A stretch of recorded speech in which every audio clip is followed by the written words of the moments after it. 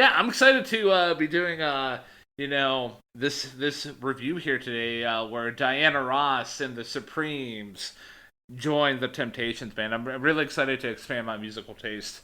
I am too. We haven't done a Motown record yet, and um, yeah, for such a big part of the history of American popular music. It's kind of surprising we've gone this long without talking about it. Yeah. So you know what? Without any further ado, I suppose let's just try it. You may try something new.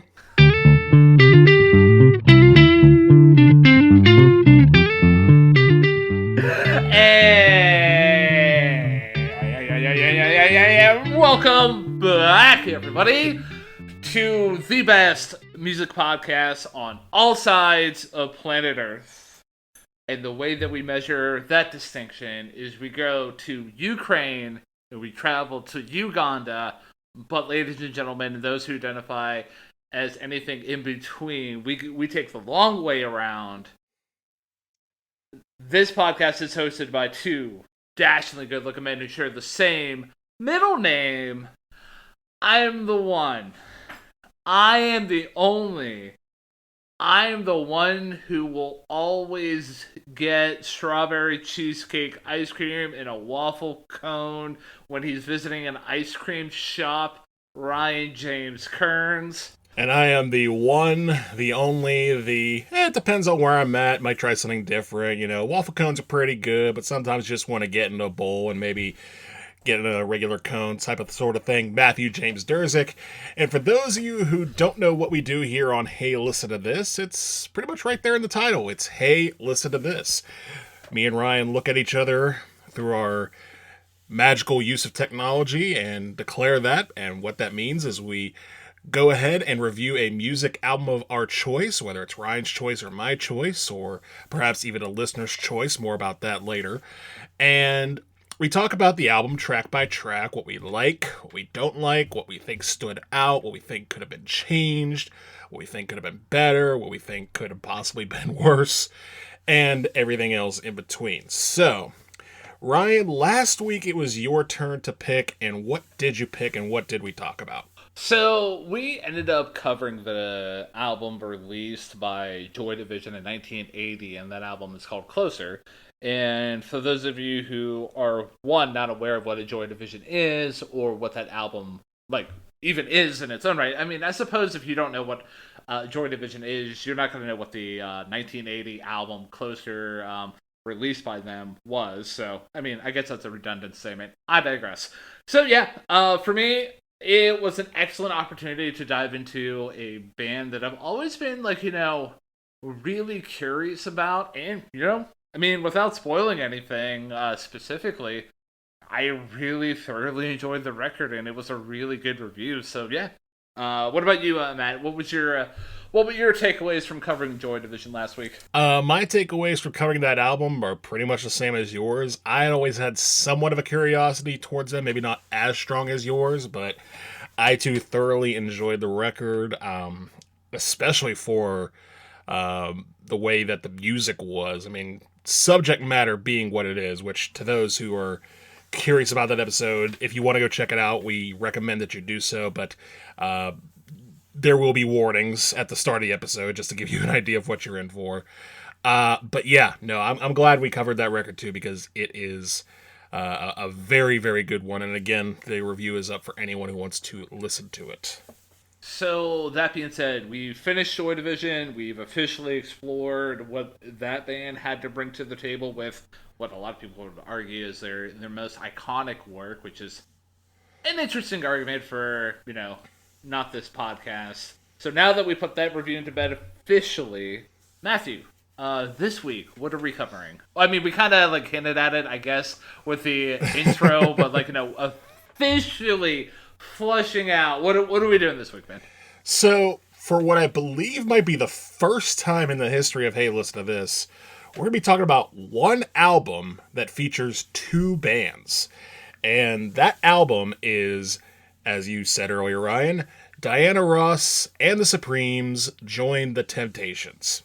Now, for those of you who are wondering what a Diana Ross is, what a Supremes is and what a Temptations is, we got a little bit of track to cover because I know that for some music enjoyers that might be an easy question to answer, but the reality is that Motown music is roughly 60 years old, so a lot of the people who grew up with that as their music, quote unquote, are getting in their older age. They may not listen to podcasts, and the majority of people on Earth were probably born after the heydays of Motown. So, very briefly, Motown was founded in 1959, or the late 50s, by Berry Gordy Sr., and he started out as a songwriter for the likes of Jackie Wilson, for example, with songs like Lonely Teardrops and Reet Petite. But then he decided to start writing his own stuff for his own label with the help of certain other songwriters. And that's where you get early Motown songs like Money, That's What I Want, Shop Around, and songs like Do You Love Me by the Contours. All of which were big hits nationally, and all of which put the sound that Berry Gordy wanted on the map. So over the years, he starts compiling more artists to go on his label. He starts refining his sound. He hires musicians. He hires songwriters. And by the mid-60s, Motown is probably the top competitor in America to the likes of the British invasion, like the Beatles and the Stones and whoever else. Motown was probably the other big pillar of music at that time. And the acts that came out of Motown are amongst some of the most legendary in the history of music, especially popular music. We're talking artists like Marvin Gaye. We're talking the Four Tops, Stevie Wonder, part of that mix. And two of those acts that we're going to be talking about today were started in the early 60s and then rose to prominence by the mid-60s, and that is the Temptations and the Supremes. We'll start with the Temptations. They started in 1961, and they had several different names before they became the Temptations. And do you want to take a guess, Ryan, as to what any of those names might have been? Let's see. I'm gonna be serious here. Soda Pop. Incorrect, but not a terrible guess. Not a terrible guess. Some of the names that the Temptations had, I'll go through some of them. The Primes, the Cavaliers, the Distance, also known as Otis Williams and the Distance, also known as Otis Williams and the Siberians, and the Elgins, until finally settling on the Temptations. And they had early hits about 1963-64. Their first big hit was The Way You Do the Things You Do. Their biggest hit, arguably, was My Girl in 1965, which is just a classic. And throughout the 60s, they had their string of hit songs that were maybe not the most in-depth lyrically, but the motif of Motown was, hey, we are the sound of young America. We want to make popular music. We're here to make popular music. And that's what Motown did. And the Temptations were one of the more up-and-coming popular groups that Motown had. Also in that same category, and perhaps more ready for the assembly line motif that Motown had, were Diana Ross and the Supremes. They too came out in 1964 with their debut record. And they had three big hits off of that with Baby Love, Come See About Me, and Where Did Our Love Go? And throughout the 60s, they had a string of number one hits, such as You Keep Me Hanging On, You Can't Hurry Love, songs of a very, it had that Motown sound of very polished R&B. There were strings, there were guitars, the drums and bass perfectly received, and all of it ready to go within the matter of weeks. I think there was a story I read one time in a Rolling Stone book that the Temptations, who used to be with Columbia Records before heading to Motown, Columbia had actually gathered up some of their old material, tried to release it, and Motown was like, all right. So within the matter of a week, they wrote, cut, recorded, shipped out, put on radio, and eventually took to the top five, a song called It's the Same Old Song. Like, they were not screwing around. They wanted hits, they wanted them quick, they wanted to be successful, and they knew just the right guys to do it. Whether it be musicians like James Jamerson, and Junior Walker, or legendary songwriters such as Holland Dozier Holland. So that was the mid 60s, which was Motown's heyday. Now we're into 1968, and by this time, the pop music landscape had very much changed. Because now you were getting a bit more of a threat from the era of psychedelia knocking on the door. And bands like the Beatles, the Stones, the Who, the Kinks, Cream, the Doors, the Grateful Dead, the Jefferson Airplane, all of them were changing music in ways that had never been heard before. And all of a sudden, Motown was still prominent and still very successful. They were getting hits on the charts, but they weren't quite the thing anymore. They weren't a pillar. Their facade had started to show some cracks. So in 1968, Motown decided, you know what, let's try this. And they take two of their biggest acts, Diana Ross and the Supremes and the Temptations, and bring them together for an album of collaboration. And that is what we're going to be talking about today. So, with that being said, before I delve into my history with Motown, Ryan, I hand it over to you first. What is your background with these acts, this kind of music, etc.? So specifically with these acts here, like Diana Ross and the Supremes, upon further reflection, like I looked up a couple of their songs. I'm like, oh hey, yeah, I know the song "You Can't Hurry Love." That's always a classic. But like in terms of like just skimming through the rest of like their big hits according to Google, not any of them that actually ring a audible bell. But that doesn't mean like if you were to randomly play me a song and be like, oh, I bet you heard this song, it would probably like register somewhere within my soul. I mean, like, I don't want to say I grew up with Motown, but like, being a band kid in like middle school, high school, like essentially like in like grade school up until like well actually for all my all of my like scholarly life in terms of like college as well, like I've come across a Motown song once or twice. I mean, it's just part of the repertoire. Now in terms of like the Temptations, like I know like a little bit more of their stuff, but nothing too like deep in terms of like knowing what a album of theirs is and like what I would dive into. But like songs like Ain't Too Proud to Beg, and probably like a couple other songs that I can rattle off the top of my brain. I enjoy their stuff. Anything that I've heard from Diana Ross and the Supremes, I've enjoyed as well. But yeah, overall though, like in terms of Motown and just being a student or a fan of the genre, like it's not really my first choice when it comes to music.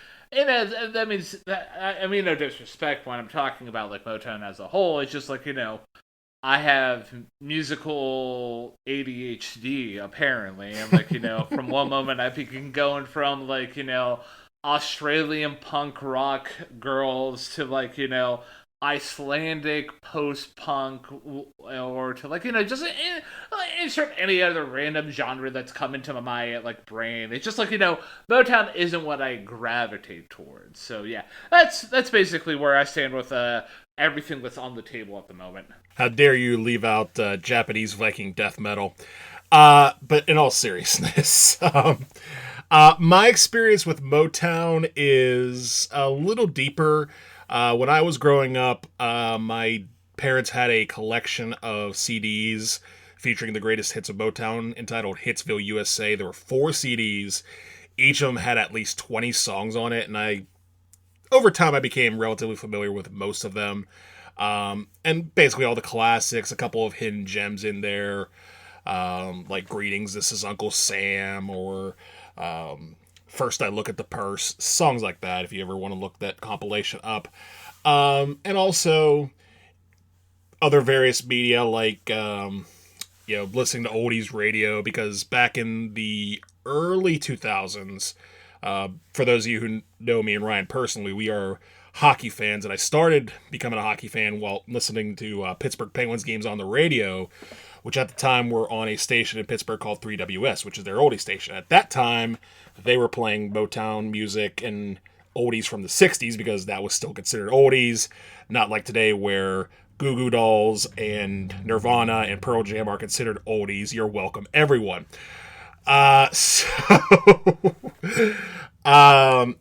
So between those, and also there were a couple movies that had like some Motown stuff on it. It Takes Two, featuring the Olsen twins, obviously named after the Marvin Gaye and Kim Weston song. And just overall, Motown music I had a little bit more of an inkling of. And as I got older, I got into some of the deeper stuff and more of the later stuff, like Stevie Wonder's 70s work, like Intervisions, Marvin Gaye's What's Going On, and things of that nature. And then today, I kind of view it not quite in the same level of, oh, it's just Motown that you do, but kind of in that same vein, because, while I consider Motown one of the best types of music that there is, just from a execution standpoint and from a business standpoint, I also understand that you can only listen to a song so many times before you're just like, oh, yeah, it's that song.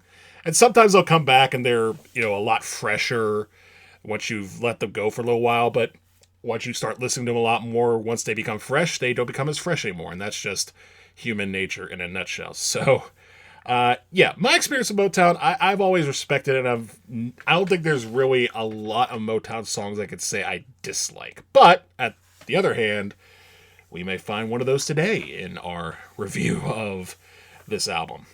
So I'm really excited to dive into the record, because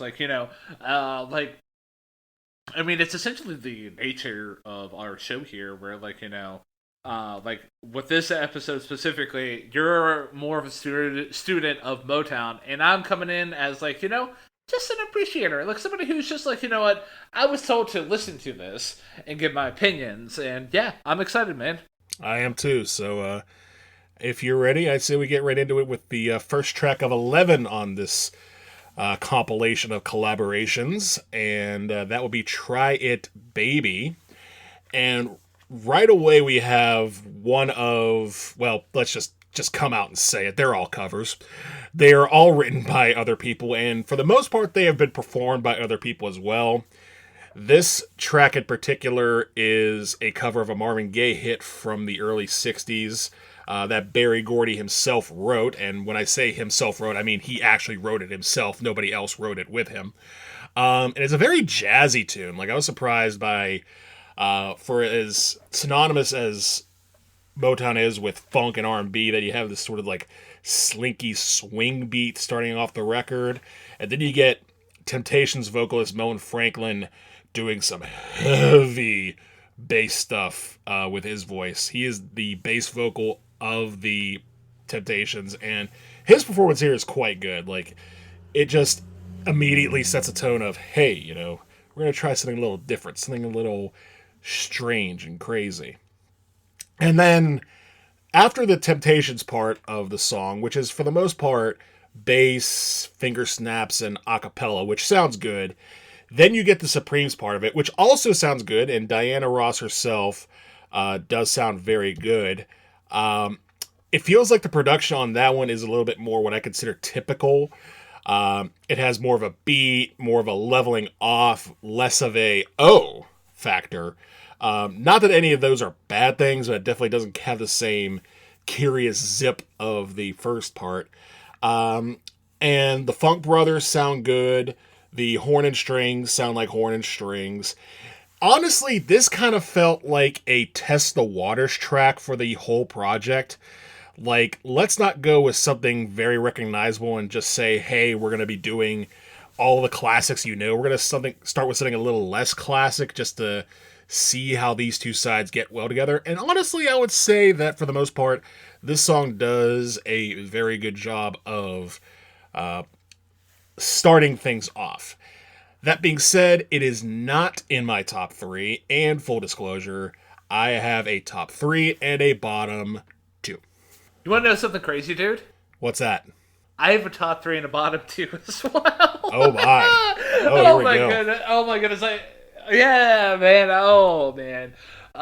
So yeah, and I'm gonna come out of the gate right and say, try it, baby. It like didn't land in either spot for me. Like what you said earlier with like, hey, this is a good litmus test in terms of like, hey, how's this gonna go? How's this experiment gonna go? Are you the listener gonna really appreciate this? Because if you get to like the opening track here and you're like, nah, man, this ain't for me. Well, you can just hit stop on your turntable back in the day, or now just skip to the next song or find something else on your streaming service of choice. I digress.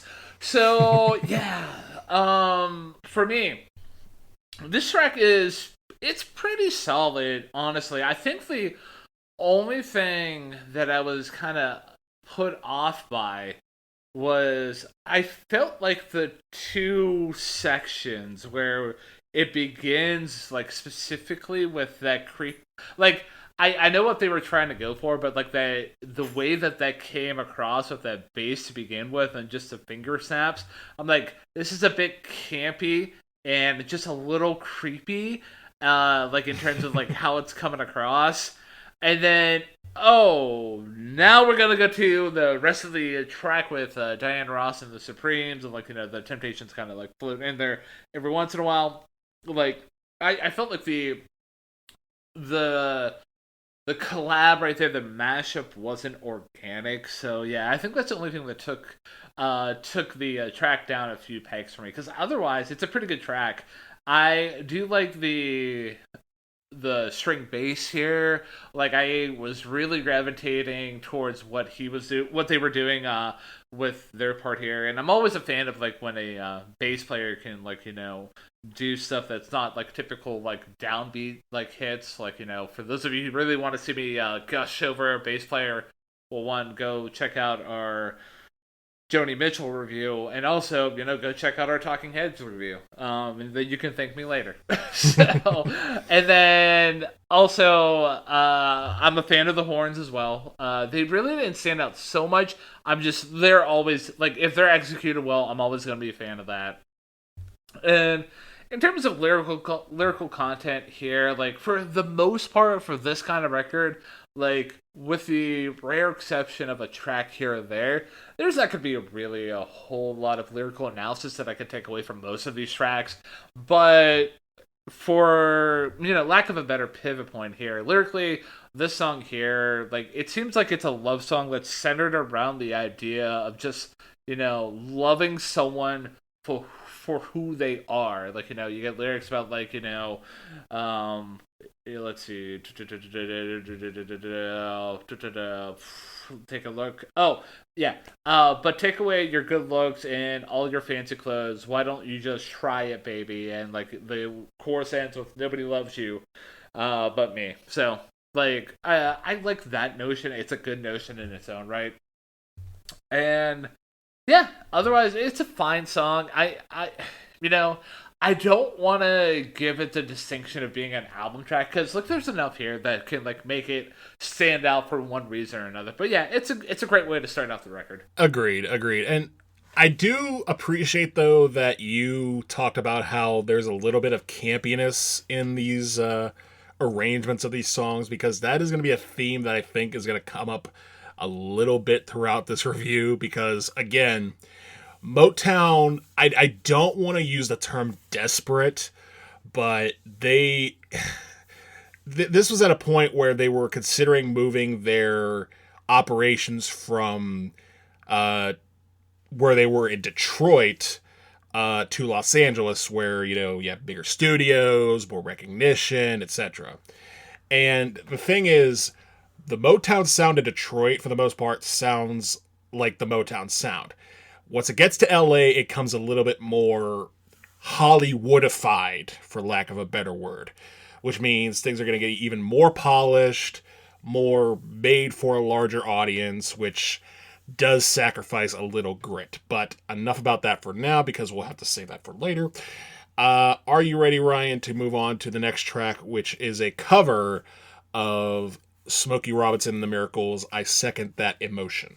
Yeah, man, I'm absolutely ready and for to talk about the second track here. I second that emotion, and for me, this song was really cool for several aspects. But like, I think the number one thing that really made me appreciate the track as a whole is just the overall flow of it. Like the backing band does an excellent job. The vocals as a combined effort really do a great job as well. Like to just create such an organic flow. And like there's even certain moments where like the strings are used to accent certain phrases. And like I think like whenever they land on like words like so or oh throughout the track, like you get that moment where like the whole like track almost like holds on to that feeling for a second with like the band and the vocals, and then it releases it. And I kind of like that, like like pull and release, that tension and release. Like I felt like that was very well executed. And like other than that, like again, the bass here is really doing a great job. I'm liking what's going on here with the bass, and like I said, the vocals are really solid. I really like the way just everything just sounds so nice on the ears. Like nothing like I'm always a fan of vocals where they're not doing a whole lot to show off their dynamic or vocal range, but whenever it just comes across, it's very pleasant to the ears. Like I think, for lack of a better descriptor, I don't know why I'm thinking about this specific artist, but like Phoebe Bridgers, for example, like I really love her vocal chops, and she's never one to really like be like, oh hey, I can have a 5 octave range. Like no, it just lands very well on my ears. I'm always a fan of that. And yeah, other than that, like lyrically, this is another love song, but and this time it's centered around the idea of seeking real love. And I also do like the chorus and how it amplifies the song's meaning. And I do like when I mean that, like the song's meaning. I do like how it has that clever twist on notion and emotion. Like I felt like that was pretty clever lyric writing there. So yeah, overall, like I second that emotion. It was a really great track for me, and yeah, I'm just gonna end my discussion about the track by saying this track did land in my top three. It is number two. I can understand that. I can understand that. Before I start describing my thoughts about this track, how familiar are you with the original? Oh, no, not at all. Okay. Because I'm more familiar with the original than this one, and I will say, I do agree with you wholeheartedly that the vocal performances on this track are great. I do think that both Eddie Kendricks and Diana Ross, respectively, for their groups, do a very good job of interpreting Smokey Robinson's flow, his vivaciousness, and his just expertise when it comes to singing and writing a pop song. And the vocalists backing those two up are doing very good. Both the Supremes and the Temptations are doing very good. I just couldn't get over, however, and this is not a bottom track, just for full disclosure. This is not a bottom track, it is not a top track, but it's probably closer to being a bottom track for me. Because while the song itself is very, very, very, very good, just structurally, the execution of it kind of bothered me because those strings, and full disclosure here too, I own this on vinyl and that's where I listened to it. It felt like the strings were mixed up way too high. Like it just felt like the strings were just, going a little too high, and maybe that's just the way it was mixed, or maybe it was just the fact that they allowed certain members of the string section to be like, hey, here's the descant part. You want to do a descant part on a Motown song? It's like, did you really have to do that? I don't think you did. You compare that to the original, which is basically the same song, but the instrumentation is a little bit more subdued and a little bit more gritty and a little more funky. Not that this is bad. This is a good song that, depending on your earbuds and depending on your listening device, may just come across as a very good, solid song like it did for you, Ryan. But for me, it didn't quite do enough to uh, improve on the original or stand out as one of the top three on this album. But despite their best attempts, I do consider it a good song because I second that emotion in of itself is just a good song, period. I can totally respect your critiques about the song though, because like in hindsight, I can see how you would think that the strings were mixed pretty high, and foreshadowing here. Like I do find other instances throughout the rest of the album where the mixing is just off and just takes away from the enjoyment of like certain tracks. But when we get to these tracks, we will get to them. I just think, like I said, for me, I second that emotion. Like I think the main thing that I really enjoyed about the track itself is just the overall experience and just the overall flow. Now, I'm curious to see like how I'm gonna feel if I listen to the original Smokey Robinson version, but that's a journey and a tale for another day.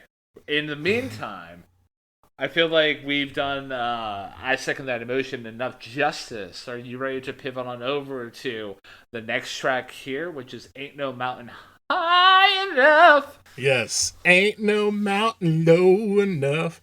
Ain't no. Okay, we're not gonna get copyright stricken here.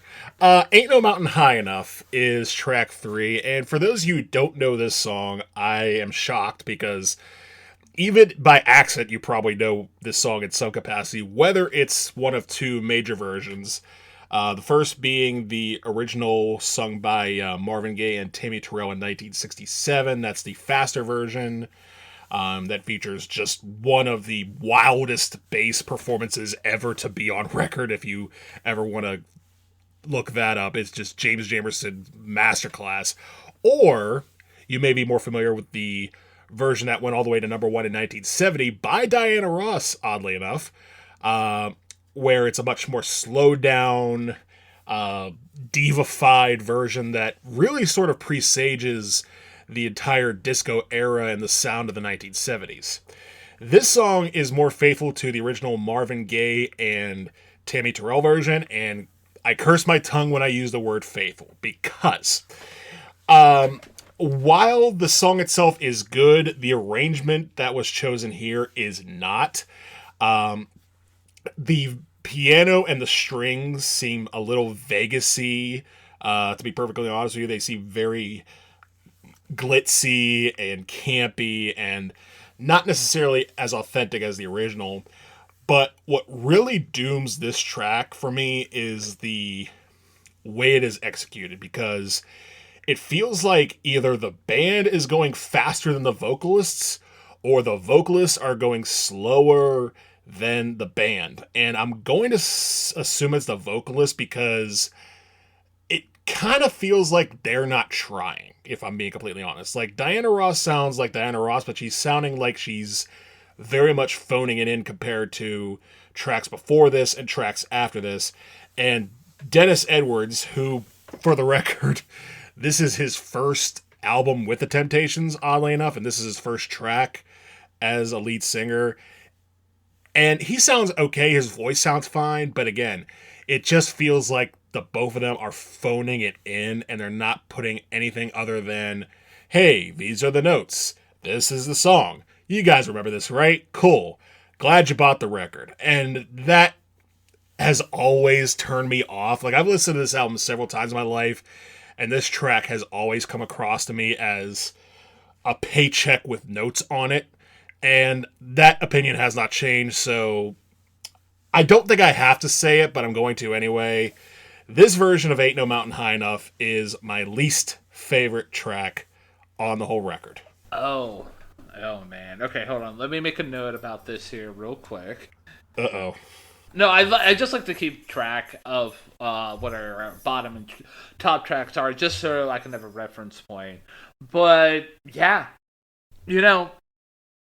I'm glad that you went first here, and you gave your dissection about the track, because gotta be honest with you, for a lot of the points that you made, I'm right there with you. Like, my first note here about the track is, so this version of this song feels off. And you have to nail right on the head with describing like the lack of like spice behind the vocals. Like it definitely seems like they're phoning it in. And like with your kind of descriptor to kick off the review, talk about like just setting the table for what we're going to be talking about here today, and how like, oh hey, like Motown wasn't as big as it was when this album came out, and they're like, well hey, let's have our two biggest acts join together for one big album, and oh hey, let's cover like one of the most popular songs of like our era. Yeah, like that, all that rubs me the wrong way, because like quite honestly, if they just really just sunk in and really just like gave a crap about like, you know, this song on the vocal end, easily this probably could have been a favorite track for me, hands down, because like everything else is pretty good. Like I had no problems with the strings. I thought they were used effectively throughout the song. And just the bass performance is pretty solid in its own right. And yeah, the only other critique I had about the song, like the song here specifically in this cover, is like somehow the song just feels shorter than what it needed to be. Like it feels like it needed like just a longer instrumental section, or just another like section, or like it just felt like it just kind of was just like, hey, and we're done. But there, I feel like there's more. I feel like there's more here, man. But I digress. So, and I mean, I don't feel like I need to go into a lyrical analysis and tell everybody about what this song is about, but it's essentially about devotion. So, because like the lyrics are basically using several examples of how this person's so devoted to the other one, saying like, hey, no matter what, I will be there. There ain't no mountain high enough, ain't no valley low enough, you know, ain't no border wall high enough to keep me from getting to you, babe. So, oh boy. Like, without any other descriptors about the track here, like, I'm gonna be honest with you. It was between this track and my bottom track on the whole record in terms of just what I was gonna give like the locale of the whole album, and I think I'm gonna stick with my original rating here. I'm gonna not say that "Ain't No Mountain High Enough" is my least favorite track on the whole album. It is, however, my second least favorite track on the whole record. Okay. I do wonder though if we're gonna flip flop on the other one. If my second least favorite is gonna be your least favorite, because I'm thinking there might be a chance, but we'll get there when we get there. But I am glad that you see what I see on this one. And I think what really, again, I know you say the strings aren't bad, and I think you're right. I think they're okay, but it definitely does have that glitziness, very, it feels like the strings are trying too hard while the vocalists aren't trying at all. And it just creates this clash of wrong. It's just a clash of wrong that somehow leaps onto the speakers, and it's just like something like if I feel like these days if you present a track like this to any record exec, you'd be like, okay, no, go back there and try it again. You guys clearly did not give a single damn. We need to take this one over. And somehow Motown, in all of its professional wisdom, decided, nope, this is the one we're going with, and I don't get it. So, without any further ado, though, because I feel like we've thoroughly discussed "Ain't No Mountain High Enough," and I'm glad. I, like you, am glad that we're basically on the same page with this track here for one reason or another. But I think for the main reason, but I'm ready to shimmy on over to the next track here, which is "I'm Gonna Make You Love Me." Very well done. And this is the big hit off the record for those who are curious. It landed, I think, at number 2 on the charts. Possibly. I mean, we can fact check ourselves later. I'm going to start with the lyrical dissection and then work my way up. So, I mean, as evident by the song title, the song is basically, centered around doing whatever it takes to get another person to love you. And I don't know if it's just my, sinful brain or my, fallen from grace brain here, but like the lyrics here really, they come across, pretty horny. For lack of a better, verb or descriptor there, and I mean, it just might be just me insinuating, stuff, but I just took the lyrics as very, very horny, and the undertones were very present. So, and the instrumentals throughout the track are pretty solid, and again, the bass player here is doing the Lord's work and laying down such a good foundation. So, why is this my least favorite track off the whole album? Well, dear listener, oh man, dear listener, dear Matt, the reason why is that the shrillness and just the pitchiness that I hear with that first vocalist on the track here, like especially when she is going up and singing during the chorus, like it is overly sung. She's missing notes, and it's not pleasant to my ears whatsoever. I will give the track credit where it's due. Is the next vocalist that comes in is a much better comparison, but that first vocalist comes back eventually and just sinks the appreciation for the track. Now, by any means, am I saying that this is a caca poo poo track? Is this like a Kanye West track or like just one of the worst things that ever came across my ear holes?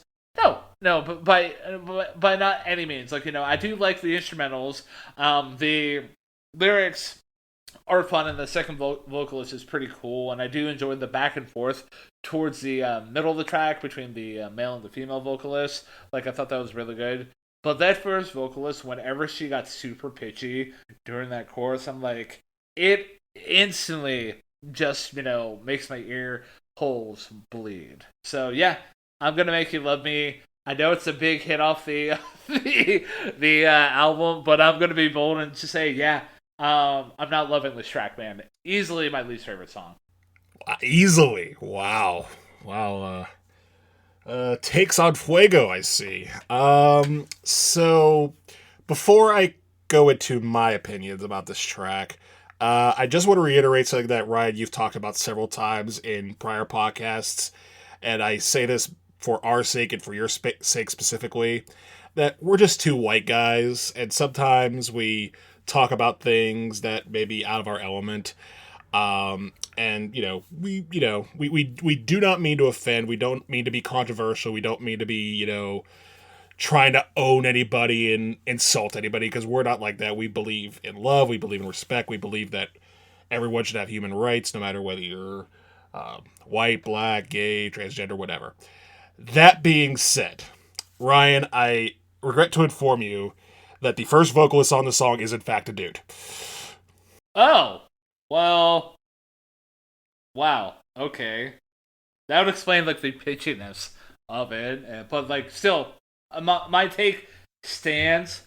It's an awful first vocalist. I understand that, and I will admit that the way he cuts the chorus specifically, the vocalist being Eddie Kendricks, does come off a little struggly, and that was the one nitpick I did have about this track, that it's just there's no reason for you not to hit the melody, so why don't you?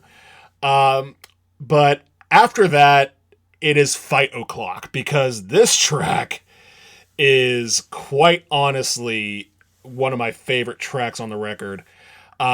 Because like you said, the second vocalist, who is Diana Ross, her performance is, I would say, the best individual performance on the entire record. The way her voice soars on that second chorus is just absolutely beautiful. And overall, I just like the way that the chorus comes across. I understand your thought about, the track being somewhat horny, and I don't disagree with you. But I do like the arrangement's natural build from the start of just sort of, bass and drums. The strings, I think, are executed very well here. I think the backing vocalists do a very good job here. The middle section that you mentioned, the speaking section, I like that part too. Again, Eddie doesn't really do his best here, but Diana does, and I think that just makes the track soar to, hit-making heights, and to my personal opinion, enjoyability heights. That being said, it is my second favorite track on the entire album, and I can't in good conscience say it's number one for two reasons. One, what I mentioned about Eddie Kendricks' opening vocals, and secondly, the people who wrote this song, because this is one of the greatest and cruelest ironies in the history of Motown music. The writers of this song, or two of the three writers, were Kenny Gamble and Leon Huff.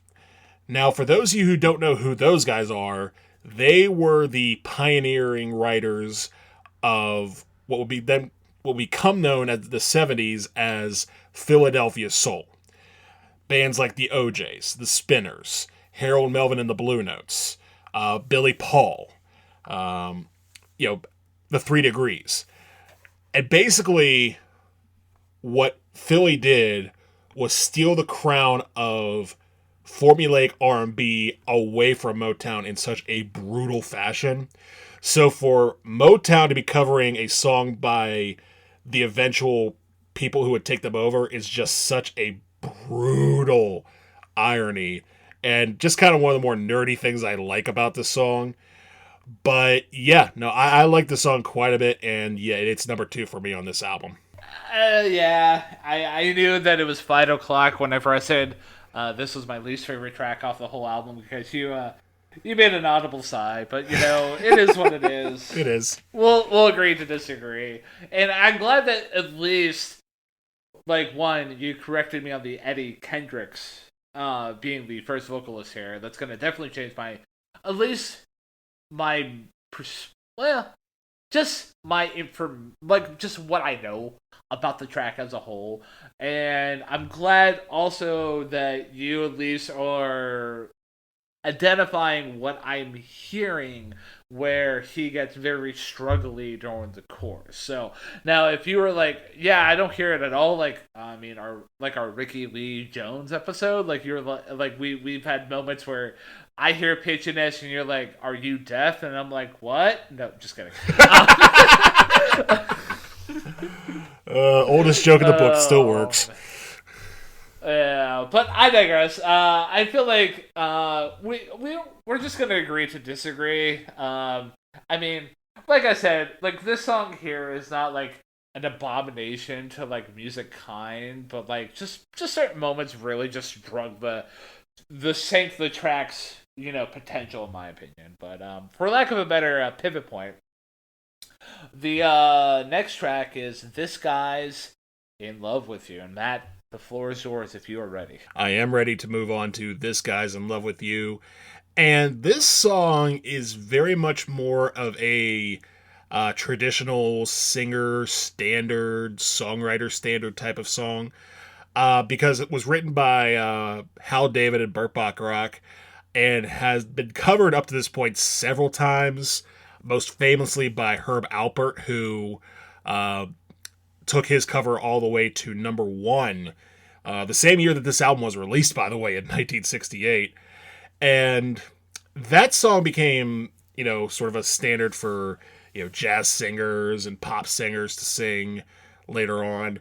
And here, the Hollywoodness of the production on the majority of this record does make a bit more sense, because this is not supposed to be an R&B song. This is a pop song purely for all audiences. And it's a solid cover. I think Diana Ross in particular dominates this song, and she does a very good job with her vocal.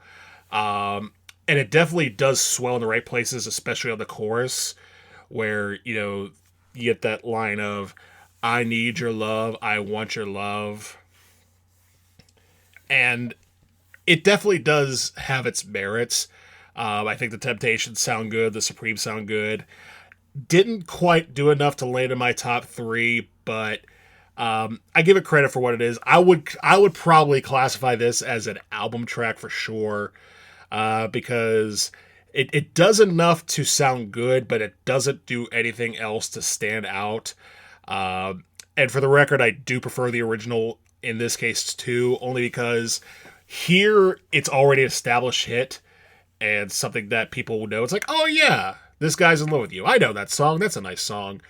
And it's being sung by professional singers with a professional backing band.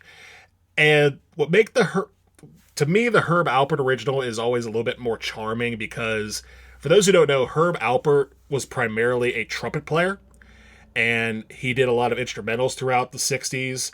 And so for the trumpeter to put down the instrument and sing his heart out with a voice that, was solid, not necessarily a Frank Sinatra or a Tom Jones, but he sang it plainly enough, sort of in that folk rock vein.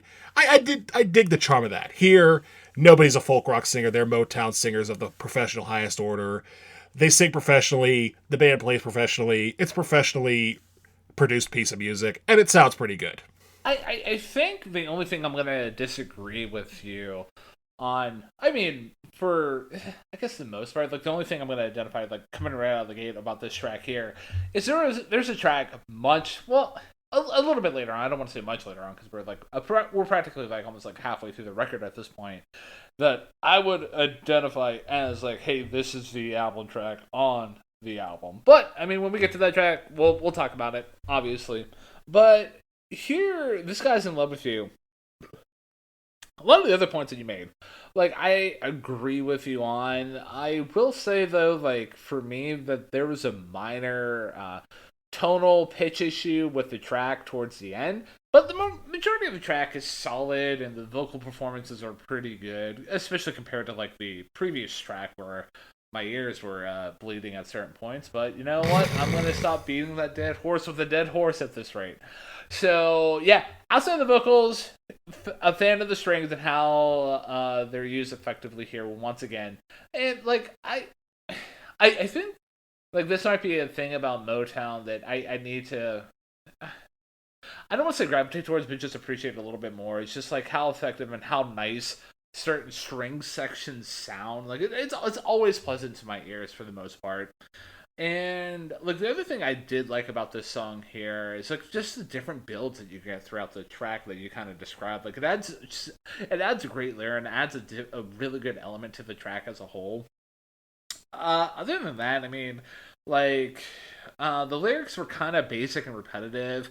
The song is, again, centered around the idea about the anxiety of declaring your love for another, which, for those of you who are real people out there, you could probably identify with that notion because, like, we've all been there where, like, oh no, hey, like, I love this person, but I don't know how they feel about me, so I'm scared.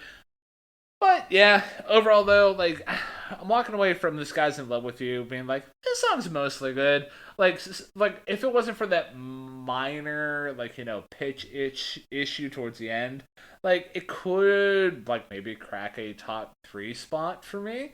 But yeah, it's pretty good nonetheless. Yeah, I would say that's the perfect way to describe the song. It's pretty good. It's pretty good. It does what it's supposed to do and doesn't really offend, doesn't really stand out. It is what it is.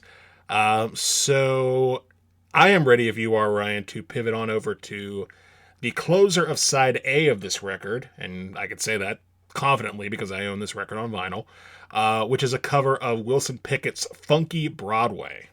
Yeah, and for full disclosure, I identify this as the closer on side A of the record as well, thanks to, like, how it's formatted on Wikipedia. Shout out to those who are real and formatting stuff like that on Wikipedia. You guys are the real ones out there.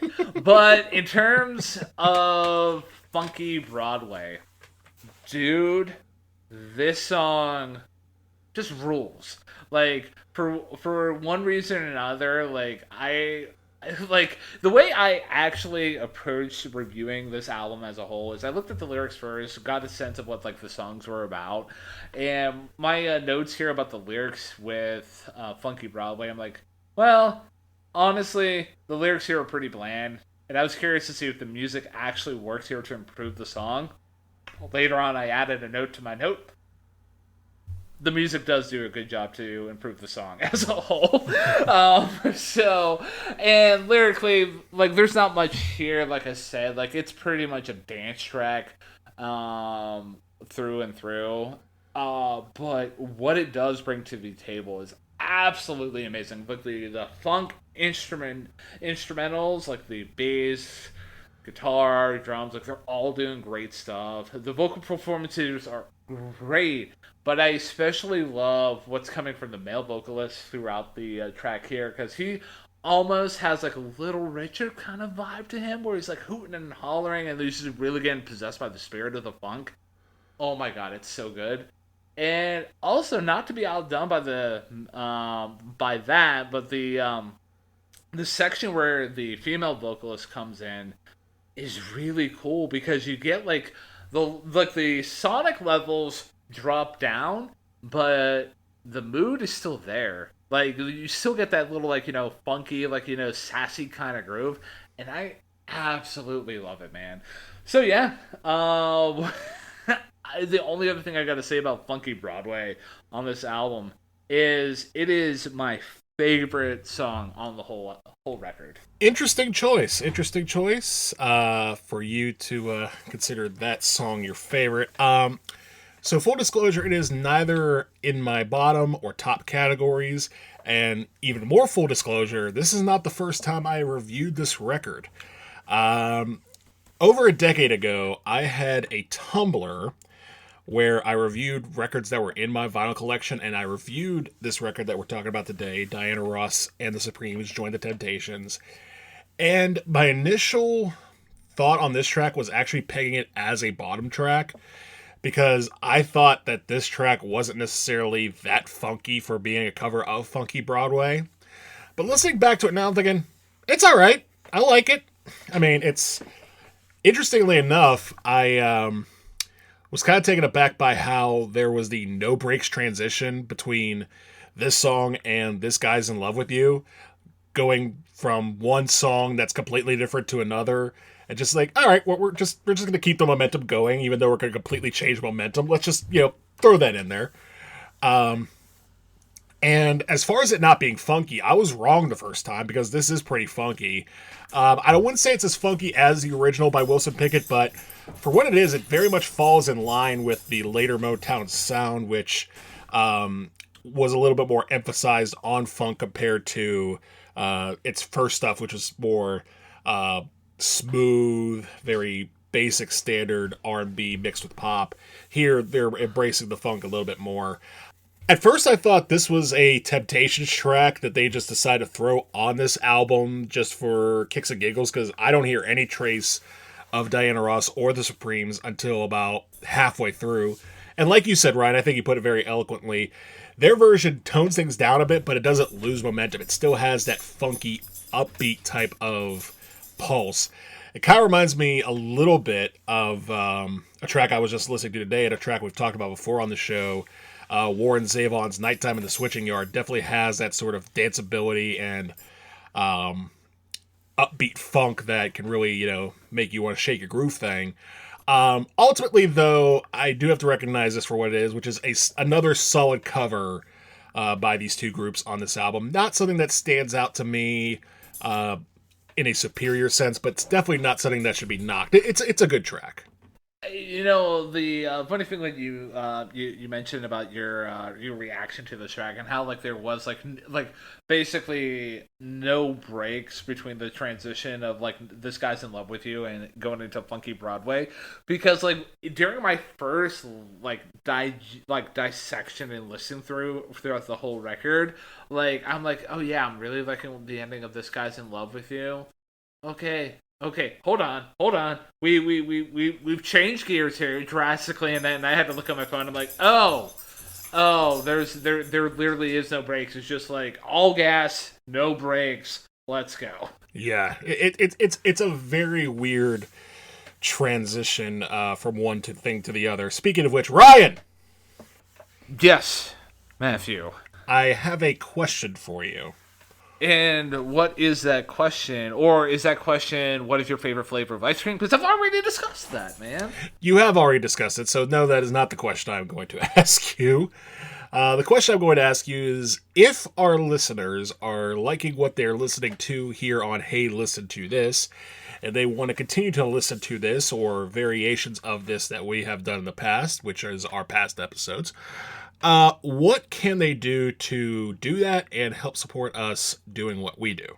So, like, when it comes to, like, help supporting what we do on a week in, week out basis, I think the number one thing that the dear listener can do if they're really enjoying the episode that we're, throwing at them here today is just, take a look at the back catalog of our episodes. And I'm guaranteeing that there's at least one episode within that back catalog that you, dear listener, are familiar with not only the artist, but the album as a whole. I mean, hell, we've covered Taylor Swift, Sabrina Carpenter, Chappell Roan, we've covered Brat by Charlie XCX. So we've covered the gamut of wide popular releases, and we've also covered classic releases, from back in the day. We've covered Surfer Rosa, Metallica's The Black Album, and there's countless amount of other examples I can throw at you right now.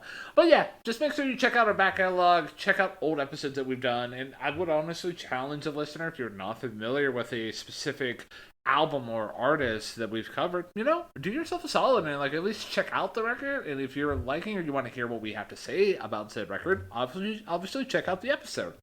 So, in other ways that they can help support what we do on a week in, week out basis is whatever platform that you, dear listener, are listening to us on right now. Make sure that you do whatever it takes, whatever action that you need to, take to stay up to date with our episodes, whether that's a subscribe, a follow, and also if the current platform that you're listening to us on right now allows you to leave a review. A positive review goes a long way. Also, if you're listening to this on the YouTubes, make sure that you throw a comment down below about what you think about the review and what you think about the record as a whole that we're covering here today. And, just make sure you like the video. And also, pivoting away from that, if you want to stay up to date about other stuff that we're doing and, other episodes that we were highlighting that we've covered in the past. I mean, as of us recording here today, it's the 50th anniversary of Born to Run by Bruce Springsteen, and we, dear listener, we've actually covered that album over a year ago at this point, very much over a year ago. So we highlighted the fact that, hey, we make sure you revisit that album here today. And, check out the review that we did. And the social medias that we are currently on that we post those said post on to remind dear listeners of what we covered in the past is Facebook, Instagram, Threads, and Blue Sky. In my head, I always want to include Twitter there, but we no longer tweet, or we're no longer Xing, as the kids might call it. I don't know, but the taglines for those social media accounts are going to be TT Hey Listen, and also, dear listener, if you want to throw us a general question or a request, and if you don't know us personally, you can send us an email at ttheylisten@gmail.com. But, sincerely from the bottom of my heart, and Matt's heart as well, I don't want to speak entirely for Matt, but, we deeply appreciate any amount of attention that you guys give our way. Even if you're literally just stopping the episode at this point and be like, you know what? That's enough. Considering the nature of our programming and just how grassroots we are, it's amazing that we even get a handful of people to listen to us on a week in, week out basis. So, dear listener out there, thank you for your time and attention. It means a lot. I wholeheartedly agree with what you said there, Ryan. We do thank you for listening to us throughout this almost 2-3 year, I think just 2-year journey that we've been on at this point, which even that feels crazy to say that we're coming up on 2 years. And we're also coming up on 100 episodes, and I know Ryan has something cooked up for that. I don't know what it is, but I will let him cook as he does please. On that note, Ryan, I'm ready to head into side B of Diana Ross and the Supreme Join the Temptations with the track I'll Try Something New if you're ready. Yeah, I'm absolutely ready, man. So tell me about what's this something new and why should we try it? Well, ironically enough, they're not trying something new because this is yet another cover, this time of Smokey Robinson and the Miracles. Again, this was a hit for them, I believe, in 1962, one of the earlier Motown hit songs. And here the arrangement feels somewhat reminiscent of I'm Gonna Make You Love Me. It has that Motown feel, but it also has that little bit of Hollywood sweetening on top of it. And the arrangement itself seems pretty good. I think the strings are in the right place. I think the horns are in the right place. I think the bass and drums, as always, are in the right place. And it definitely feels like the vocalists are, putting in effort, unlike Ain't No Mountain High Enough. You can hear that they are trying their hardest to accomplish the task of making the sound good. And they do. It does sound good, and it sounded good enough to end up charting as a top 40 hit, I think peaking out at number 25, if my memory serves me correctly.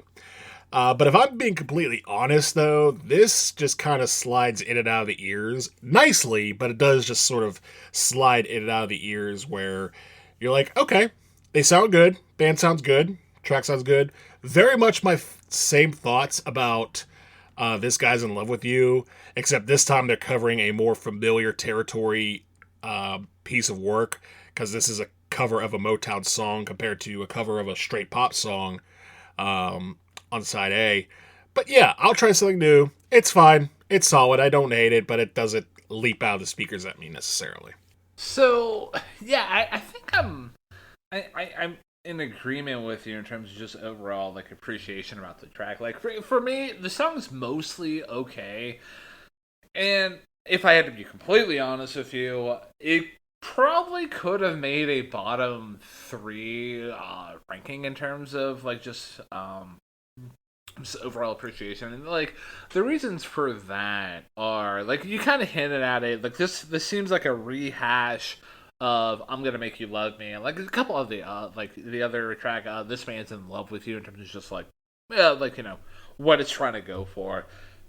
And it's not so much to the point where like how when I was annoyed with a lot of the tracks in the Little Richard review that we did, where it just seems like they were just trying to bite off of like Tutti Frutti, but like 10 times over.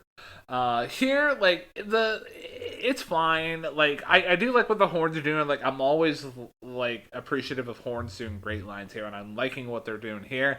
And once again, ladies and gentlemen, if you're playing the Hey Listen to This drinking game specifically with this episode here, like once again, the bass here is really good.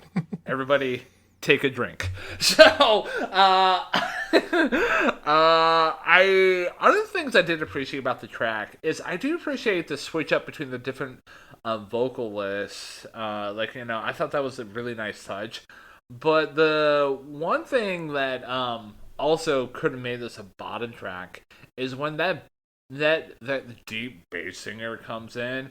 It's not mixed well, dude, and like it halts the flow of the track. Like I'm like it's just very unpleasant for the ears for me to listen to.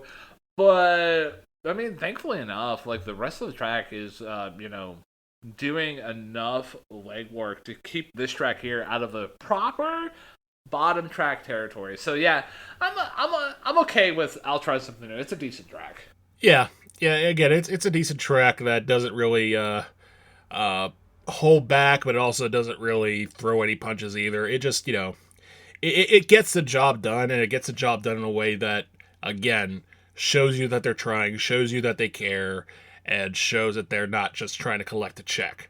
But that being said, are you ready to pivot on over to the next track, which is a cover of Stevie Wonder's A Place in the Sun?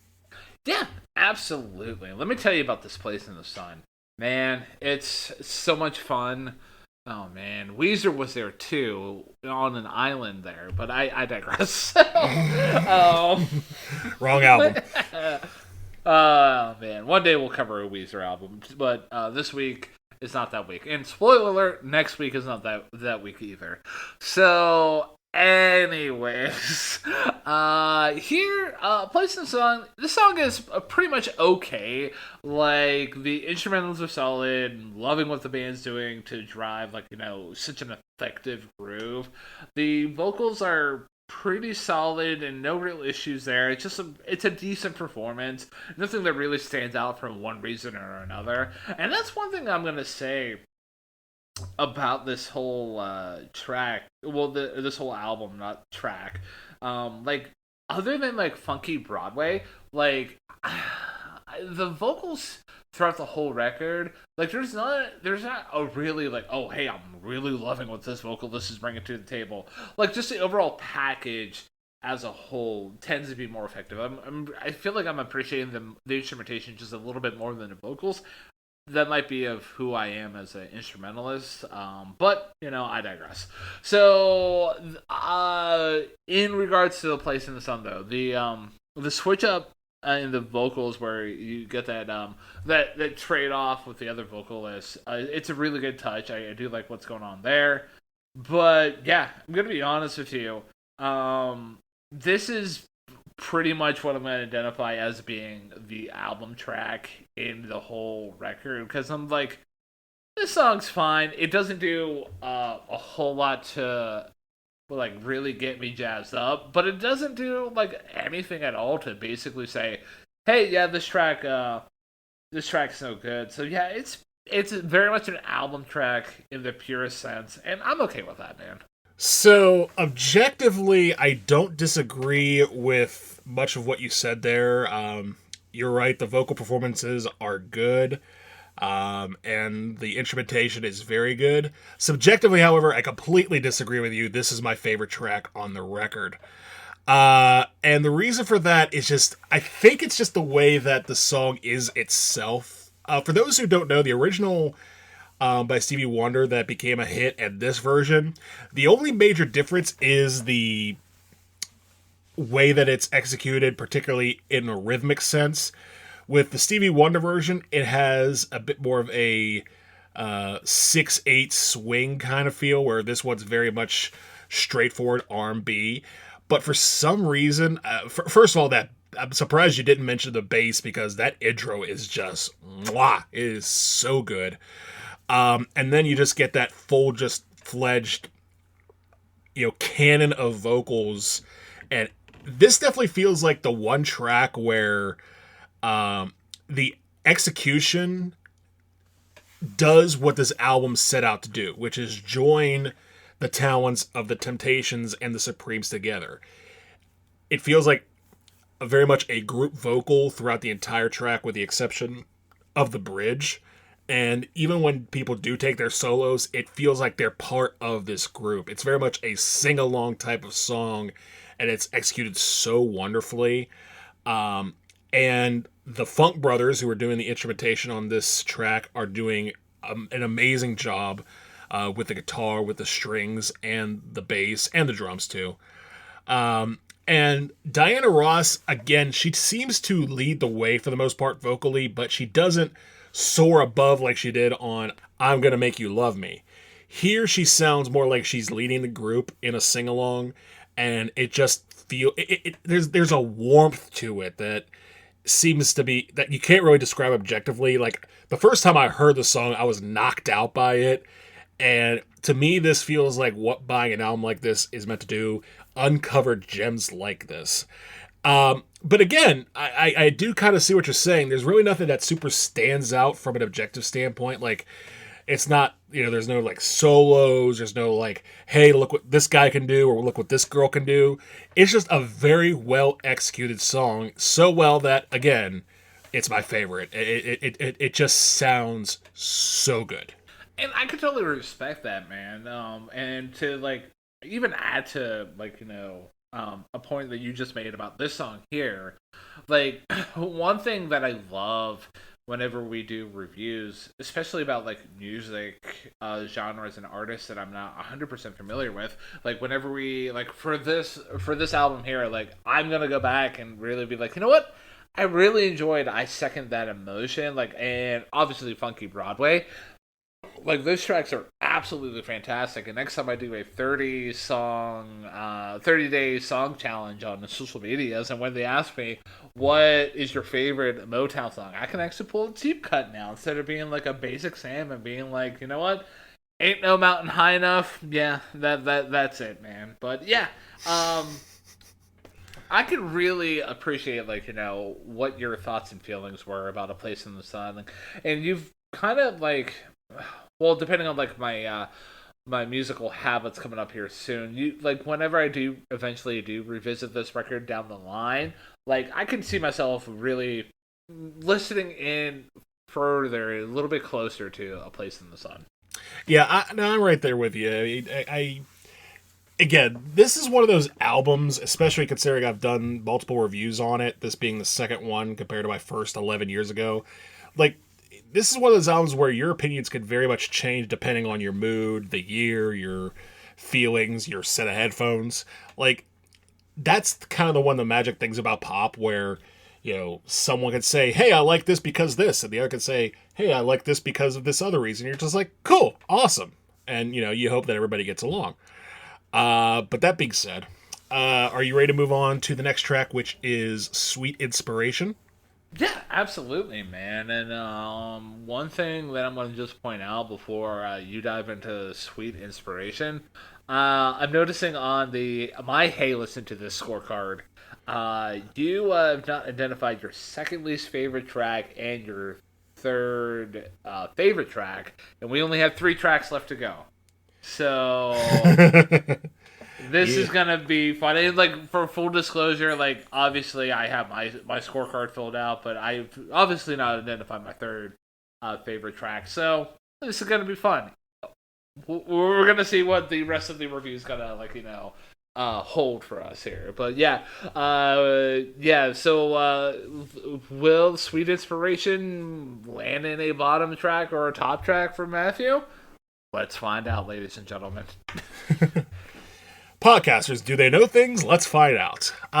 So Sweet Inspiration. This one caught me off guard because in past listenings of this album, like, for whatever reason, my brain just assumed, hey, you've reached A Place in the Sun. Best track on this album by a country mile. The rest is just gravy from here. But I didn't realize that there was some potatoes still left in that gravy, and this track falls in that category because it definitely sounds different from the rest of the album, and I wasn't sure why at first, because first I just thought, okay, the opening part with the Temptations sounds great, and the Supremes counter very well is in their own right. It definitely has a bit more of a disco-y feel, a bit more of a... It definitely has strong 70s vibes, which makes this track seem a little futuristic in a sense, because this sounds like 70s R&B released in 1968. Granted, halfway through the track, it does level off to just being a good, solid track. But yeah, that intro, particularly with the Temptations harmonizing and doing a little bit of scat with their voices, was kind of knocked me out, honestly. And then I looked it up, and I realized that the two guys who wrote this song originate from the Memphis and Muscle Shoals scenes, the kind of places where you hear like Otis Redding or Booker T and the MGs, or Aretha Franklin when she became big in the late 60s. That kind of sound. So that might be why this song sounds so much different from your traditional Motown song, because it feels a bit more bassline funky instead of souped up for a mass audience. But yeah, to answer your question before I started, this does in fact land in one of my categories. It is my third favorite track on the album because it just, again, it came to me as a surprise. It definitely has a bit of a different flavor, and it's a good flavor. One could say the flavor for Sweet Inspiration was pretty sweet. I see what you did there, my friend. Oh man, yeah. Sorry, the door was wide open, and when I see a door that's open, I just gotta walk through, for better for worse, man. Oh man, that's how I get murdered one day. I digress. In terms of sweet inspiration of my thoughts and feelings about the track, is I really love, like, just a couple things I want to highlight that you didn't already cover here with your dissection about sweet inspiration, is the guitar line throughout the whole track and just how funky it is, and it's pretty cool, man. And I like, for the majority of the album so far, like, I've been like, bowing down at the bass player's greatness, and I've been singing like, their praises. But the guitar line here, it's really cool, and I do love just how funky it is and how it's used as the grounding force in the song. I thought that was pretty cool. And, like, just outside of that moment, like, the rest of the instrumentals here are more groove focused, and it works well within the song. And then, like, the vocals, like you said, for me, they're pretty solid, and I do agree with you. The back and forth throughout the whole track is pretty cool, and I do like how the backup vocals are used, especially in certain moments here.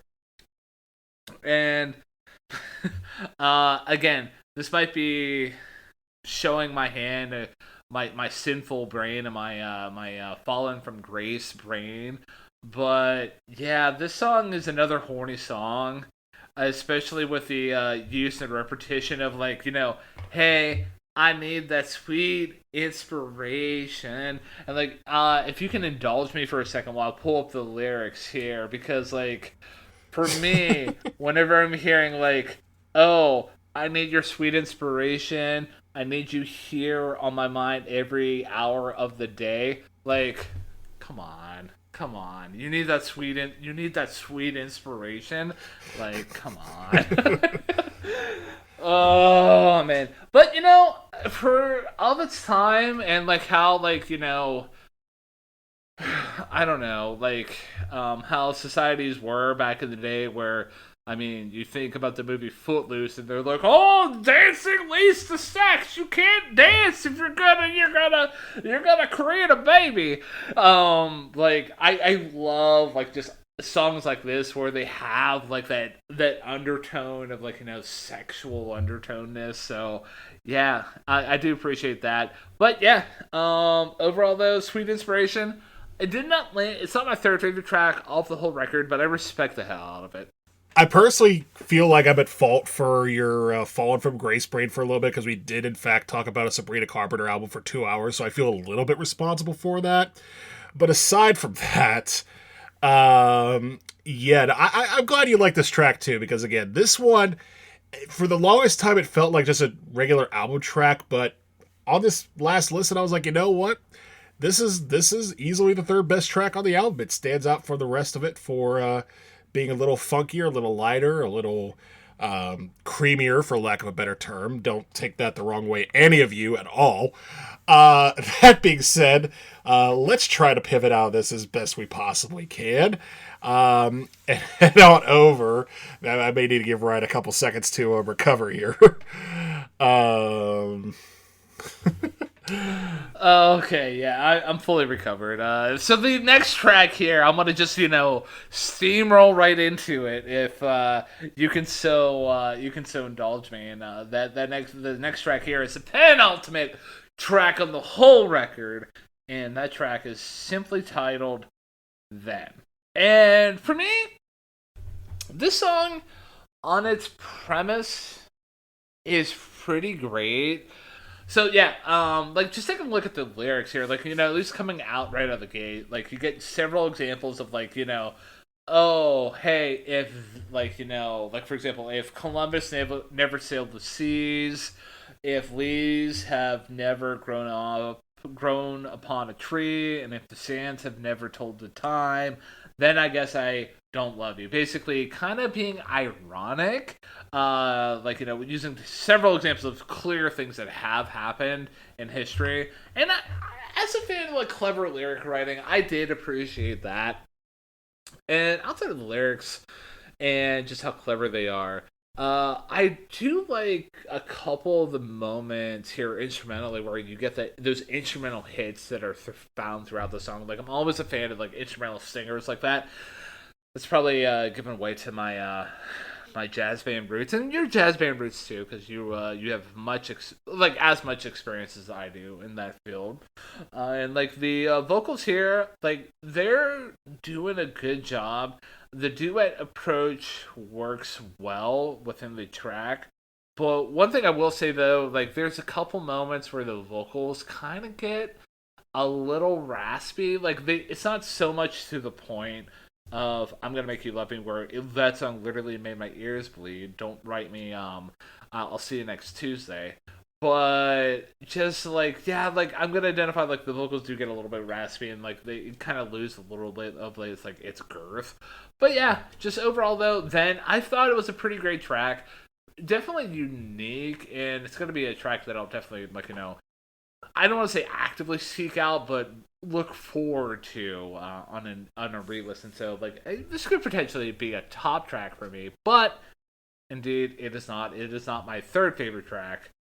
Spoiler alert for the rest of the review here. So yeah, so for me then definitely falls in the category of more of a Hollywood style of production. It definitely feels very souped up in a sense, which doesn't sound bad. I think the execution is pretty good here. Lyrically, I was kind of not as high on the lyrics as you were, because I just thought that, I mean, I don't think the lyrics are bad, but they do come across a little corny to me. Like, this is not one of Smokey Robinson's better written lyrics. Like, to me, the greatest Motown songs have like tiny little hints of lyrical, nooks and crannies, but they don't like go into a territory that almost feels reminiscent of country music. Not to knock country music, but country music is very decidedly cornball on a lot of occasions, and a lot of times it still works. All things aside. I think the vocal performances are very good. I'll have to go back and listen to this just to hear those instrumental hits that you were talking about, because I think I know what you're talking about, but they don't necessarily land on my ears quite the same way. And to be completely honest with you, if there was any track off this album that rendered itself a full-on album track, this is probably it. Like it's a good song, but definitely a track that just sort of is there. However, it is not my second least favorite track on the album, and therefore it is about to be Fight O'Clock once again. I don't think it's gonna be Fight O'Clock, because considering the only spots left to fill are my third favorite track and your second least favorite track, like it's not like as drastic as like top track versus bottom track. But why don't you start round one here with the Impossible Dream to close off the record? Yeah, I'm curious as to what you're going to say, but I will go first to close things off. And my first note about this track is unfunky Broadway. Am I right? Because this track, see, I think my biggest gripe with this track is more or less principle. Because I'll admit, vocally and instrumentally, this sounds good. It sounds good. The strings sound good. The vocalists do a good job. I think Diana Ross in particular sounds very good on this track with her high vocal. But just on principle alone, this track blows. Because to me, the idea of Motown is to be, very polished R&B or very funky R&B or very much music with a pulse, music with rhythm, music that at the very, very least makes you want to tap your foot or shake your ass. And for them to do a full-on Broadway cover as the closer, I don't know, man. Because for those who don't know, The Impossible Dream is a song from the opera slash play Man of La Mancha. And in and of itself is a good song, but it's very much a slow, dramatic opera. Like, this would make more sense to be on the Barbra Streisand album that we talked about a few weeks ago compared to this. Like, I could see Barbra Streisand knocking a song like this out of the park. And not to say that, again, the performances are bad, but it definitely has that feel of glitzy, glam, show tune, not something synonymous with Motown. And so, on that note, I do decree that The Impossible Dream is my second least favorite track on this album. Oh man, apparently you and I shake our asses to different kind of songs in general. Because I could see myself shaking my ass to The Impossible Dream. I digress. Good to know. Good to know. Oh man. Whenever I watch Les Miserables, like, you know, whenever I hear can you hear the people sing, and I'm like, oh yes I can. But yeah, just for me though, like, it was honestly between The Impossible Dream or honestly Then to be my third favorite track, and I think I switched it up at the very end of, like, you know, my listens through of the record, mainly for just the fact that I actually thought this song here, like, contrary to like what you were just saying, like, it was a fun way to end off the album.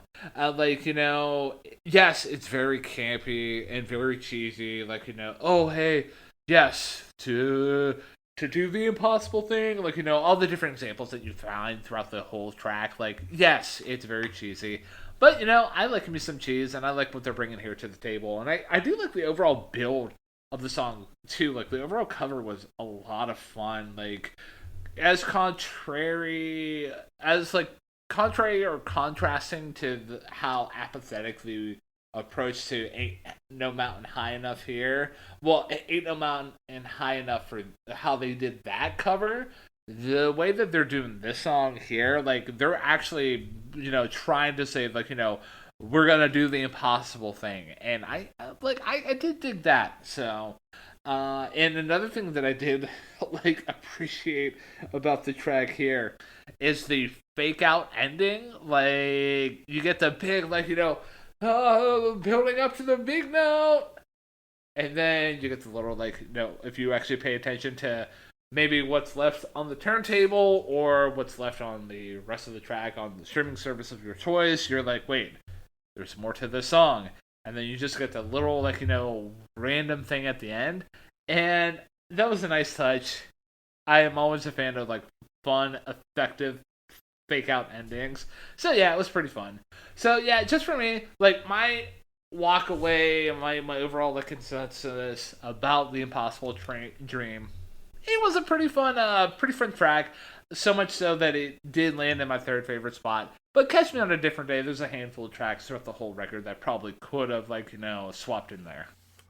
And I respect that, because I think I understand where you're coming from. Like, this was so campy that it was kind of, you know, you just sort of shut the brain off and just like, you know what, fine. Show tunes, let's do this. But just for me, I think just from a sonic ideology, like, you go from A Place in the Sun, my favorite, to Sweet Inspiration, my third favorite, to a solid, if somewhat forgettable track, and then, to me, this just felt like it brought the momentum to a grinding halt. Just because, again, the other songs to me are very dance-worthy and catchy and poppy. And also, I didn't really like the fake ending that much. Not that I hated it, but I think the thing that really got me was the one credit I will give this track, again, for being solidly performed, is that first ending sounds very good. Like, the way that Diana Ross and her counterpart sing that last, you know, the impossible dream, like, to me, that should have been the end. And then you get the snare drum, and then what comes after that is okay, but it doesn't quite reach that level, so it almost has a feeling of unnecessariness to me. But that's just my opinion. I respect yours. I understand that, you know, this is, you know, a nice slice of cheese for the palate. Yeah. speak about nice slices of cheese for the palate, and for lack of a better pivot point there, the dear listener out there probably, notice that we've gone through the whole palette. We've gone through the whole, board of songs that, this album has to offer. 11 tracks up, 11 tracks down, scorecards filled out.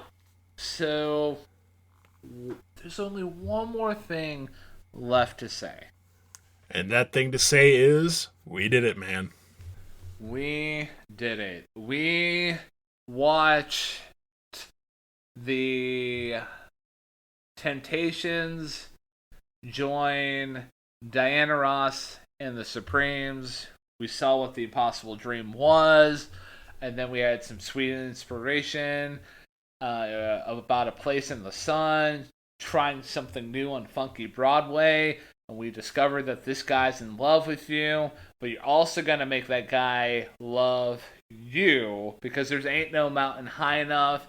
And also, I second that emotion. And ultimately, a good, message about life is, just try it, baby. And then, yeah, no, this was a solid album to discuss. I'll go first with my overall rating.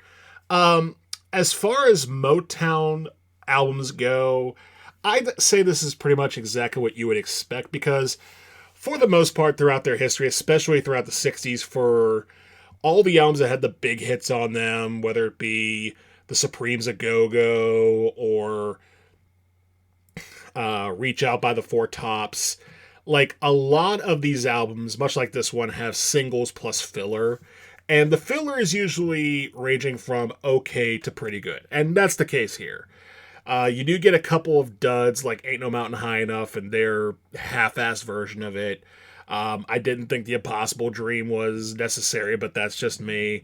But everything else, including the top three that I liked, definitely had that Motown sound, that bounce, and that overall dedication to making things sound good. That even the tracks that didn't stick out as much, like Then or I'll Try Something New for me, still sound very good in their own right, and I can understand why people would like them as well. Is this the most important piece of music ever recorded in the history of human consumption? It isn't. But is it the worst? Also no.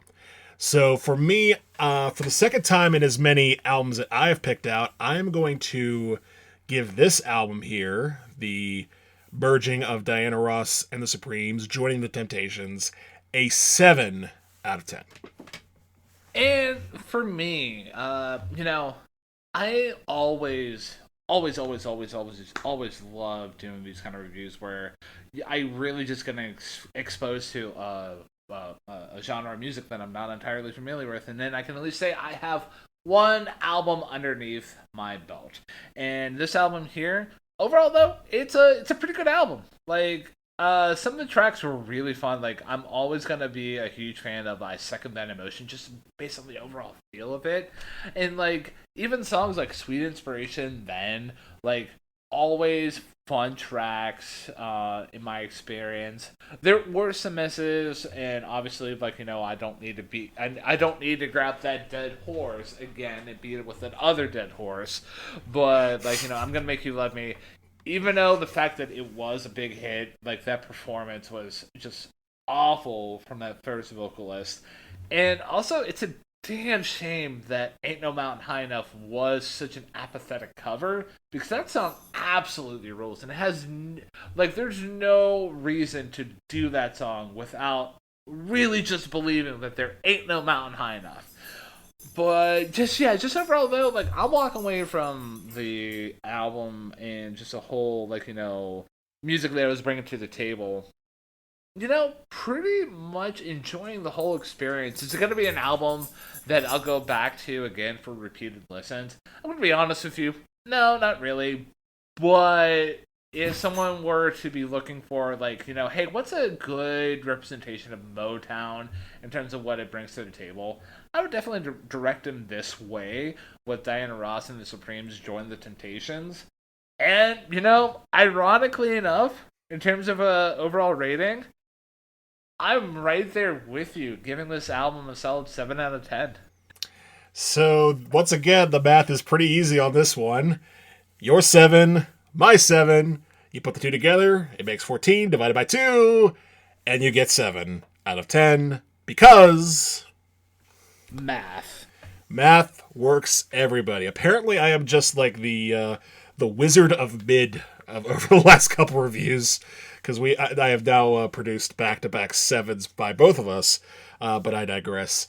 Next album recommendation from me is going to be a simple one because Motown is full of records that very much parallel this one as far as content, but I'm going to go with one that I would say rises above it a little bit, and that is an album that we could have covered this week if you had chosen one instead of 8, and that is the album MPG by Marvin Gaye from 1969.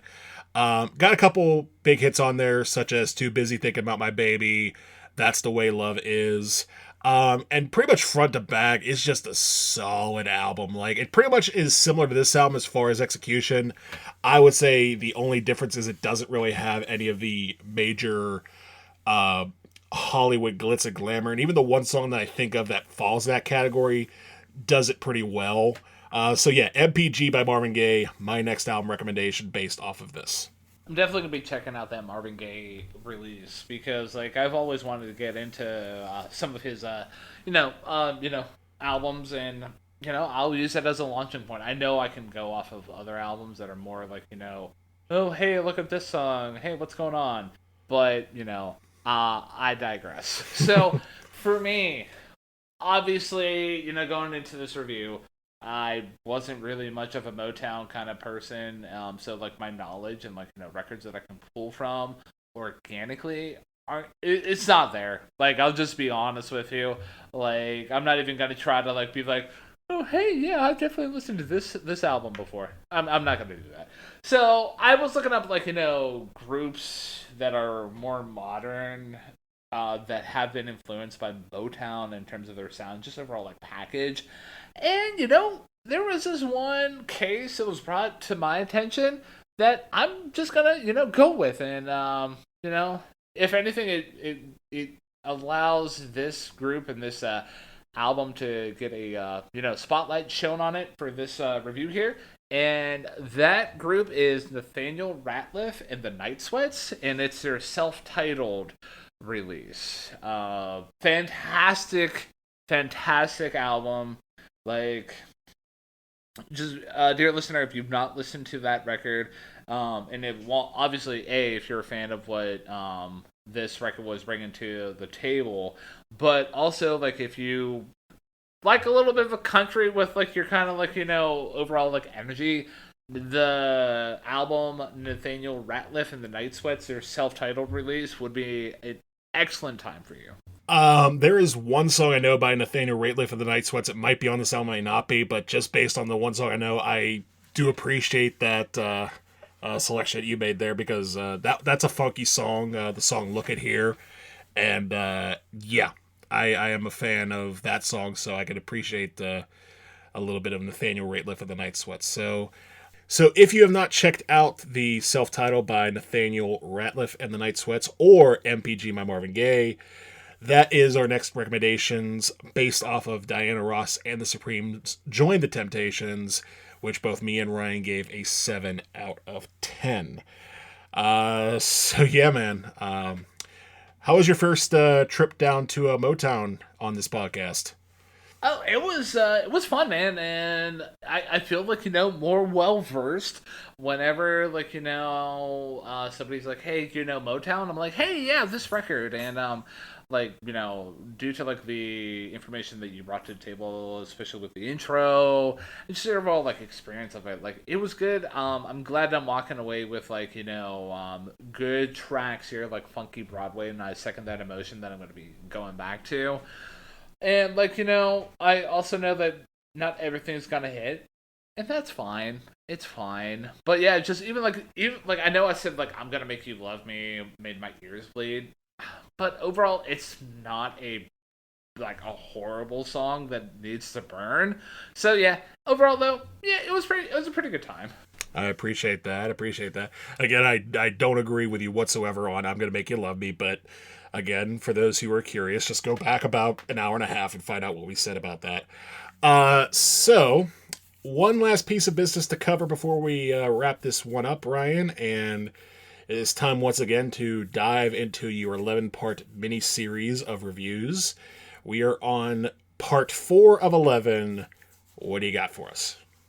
Yeah, part 4 of 11. Oh my goodness, and we've covered a decent gamut so far, and yeah, this the next 2 albums that I have up for contention, they're gonna be fun for us to review for one reason or another. So yeah, the review prior, like we obviously talked about at the start of this episode, we went to 1980 and covered "Closer" by Joy Division. The the the review prior to that I had the ability to dictate where we were gonna go. We went to 1970 by doing "Paranoid" by Black Sabbath. So, dear Matthew, can you guess where we're gonna go next? At least to the decade. I'm going to assume it's either going to be one of two options, it being the 1960s or the 1990s, and I'm going to assume that well, actually, I don't know. Because we've done the 90s as well with Suede. I'm going to say the 60s. Unfortunately, you are wrong. We're gonna go to the 90s. Okay, that's fine. Yeah, and we're going to be specifically looking at the year 1991, the big year that Nirvana broke out with Nevermind. Spoiler alert: that's not one of the albums up for contention. Maybe one day we'll cover that record, but the next review is not that review.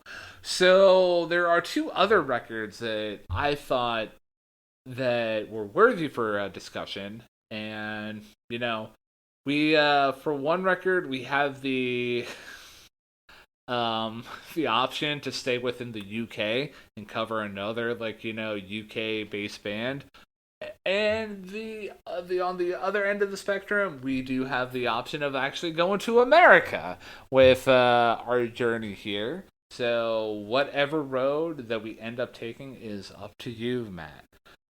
So the way I'm gonna have you choose between these 2 options is I'm gonna similar to how you ended up picking Joy Division for last week's review. I'm gonna have you pick between 2 artists that have been influenced by said bands. Are you ready? I am ready.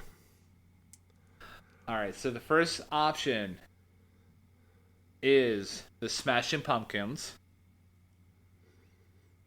or Black Country New Road. Ooh, okay. You know what? I'm gonna go with Black Country New Road.